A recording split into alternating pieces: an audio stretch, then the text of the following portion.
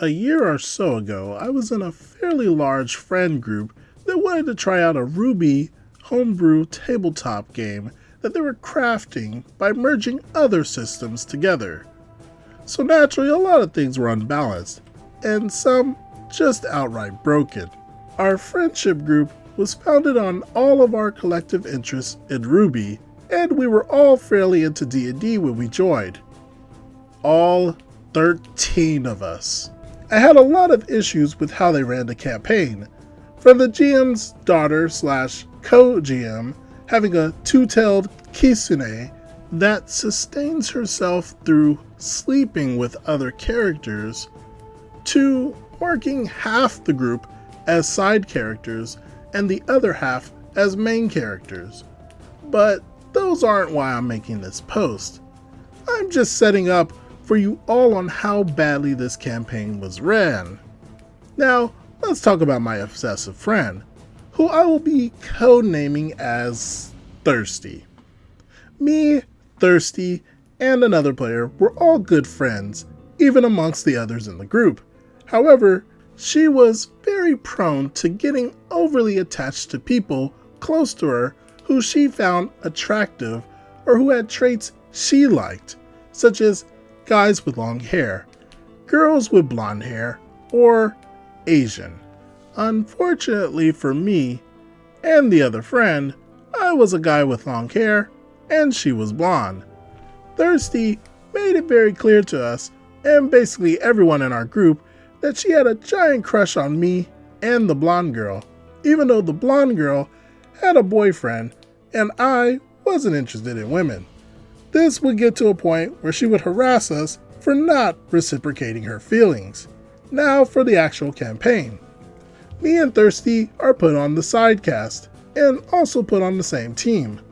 We were all divided onto teams of 4, besides one player that eventually replaced one of the players on my team because the character died and the player left. Quick description of our characters.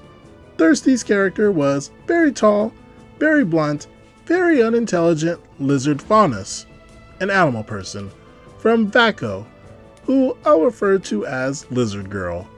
I played a shy, studious bookworm human from Atlas, who I'll refer to as Medic, since healing was her primary role in the team. Another thing to note is that when coming up with the more general info for our characters, I decided to have the Medic resemble the typical Korean girl for her age, and I'm sure you can guess why this becomes a problem later. In our first combat scene, Thirsty has Lizard Girl offer to give Medic a piggyback ride to gain a better vantage as her weapon was a pistol. I agreed, and Medic rode on Lizard Girl's back for a few rounds before the GM, who was under the influence, got angry and gave us disadvantages on all our rolls to make us stop.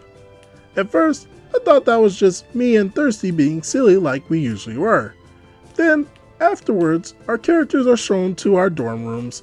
Our team shared the room, so Medic and Lizard Girl were dorm buddies. Yay.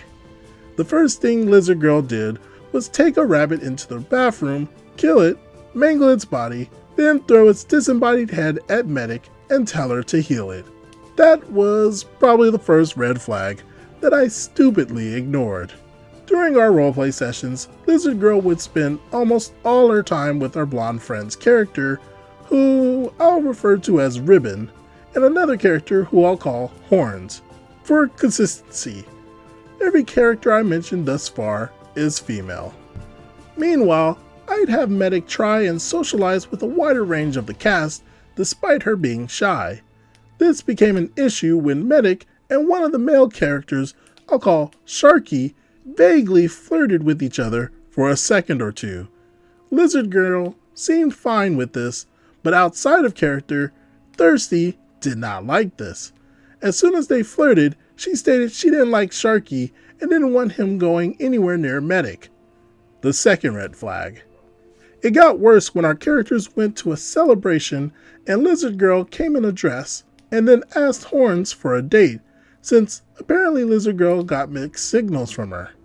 Horns rejected since she didn't realize what Lizard Girl wanted and Lizard Girl got depressed. So much so that she tried to off herself out of the window. However, Thirsty rolled well on her dice and survived the fall, in which the GM rewarded her for raising Lizard Girl's defensive stats.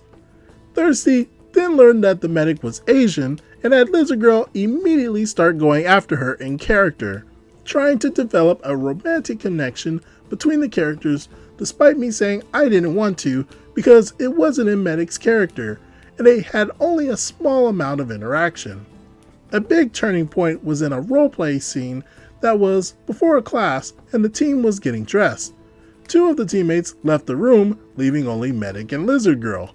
Lizard Girl whipped out this long confession for Medic that came out of nowhere plot-wise. Instead of Medic being able to decline and accept, the GM, who was under the influence, made us roll for it in a roleplay scene, which they normally didn't do. Medic's check was beaten by Lizard Girl's, so she had to accept by taking off the clothes she just put on and then missing class to do the thing. I was annoyed at this, but didn't bring up concerns until afterwards in private to the GM, who shrugged me off and said they didn't care. So now Medic was stuck in this relationship that I hadn't planned nor wanted for her. After that scene, I lost slight interest in the story, but stayed for the legacy and because I was attached to a few of the cast. Everything Medic would do after that point, Thirsty would force Lizard Girl into so they can be together. Me and Horns' player decided to have our characters work in the forgery since Medic was working on some gear and weapon upgrades. We also planned for it to be a scene that Medic can be away from Lizard Girl so it could just be Horns and Medic. But Thirsty forced her way in by having Lizard Girl call Medic on the phone and get into the scene that way. Super annoying, and the GM did nothing, as usual. Lizard Girl stopped interacting with Horns after their rejection, but still interacted with Ribbon. Ribbon was kind of racist to the animal people race that Lizard Girl was, so she practically treated her like trash, but Thirsty still made Lizard Girl interact with her. The two of them eventually formed a plan to take a trip to a different continent from the one in the campaign.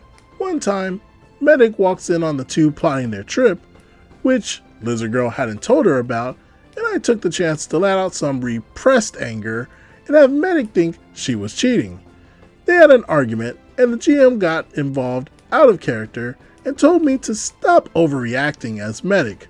A few of the players, Ribbon's player included, stuck up for me saying Medic's response was justified, but there's not much we could do against the GM.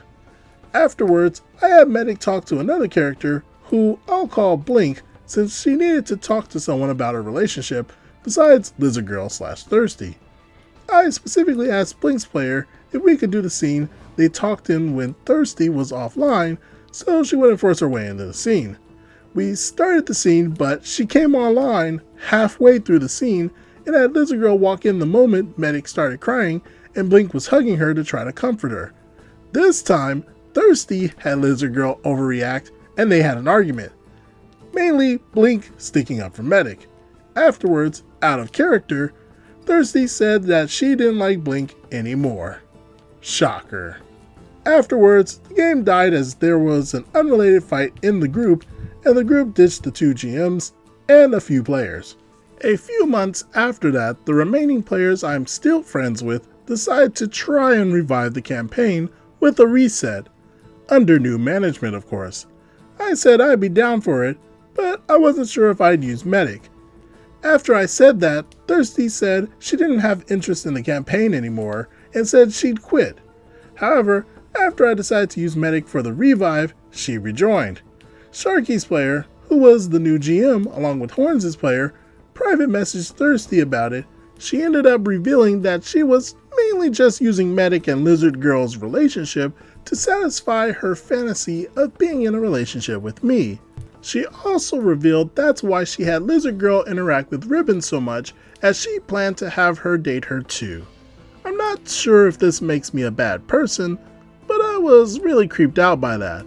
She's still one of my friends to this day, but the fact that she pressured and used me and one of my characters to fill out her fantasies got on my bad side. Funnily enough, this almost happened in another setting we were both in. She had a character similar to Lizard Girl try to get with mine, even though my character was designed to be the worst person possible. However, the GMs of that setting actually did something and got her to stop. Thirsty did a number of other creepy things to me and the blonde friend outside of the campaigns, but this post is long enough as it is. Me, Thirsty, and the blonde girl are all still friends. However, we don't talk to Thirsty as much as we used to. Thankfully, Thirsty has gotten over her crushes on us, and we can be a normal friendship group again. Crushes make people do weird things. I'm glad that the friendship survived through this, but man, does that take some patience to deal with. What do you all think about this story? And make sure to like this video if you want more like it.